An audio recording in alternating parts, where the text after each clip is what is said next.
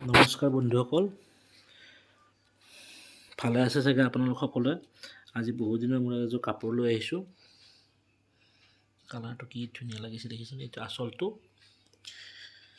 আৰু আগৰ ফালে এনেকৈ বুটা আছে। কাৰোবাক লাগিলে অৰ্ডাৰ কৰিব পাৰে। এইটো হ'ল ব্লাউজ পিচ, এইখন হ'ল মেখেলা আৰু ইয়াৰে আপোনাৰ পাৰি, এইবিলাক ছটা পাৰি থাকে। এই ছটা আৰু পিয়ৰ পাট হয়।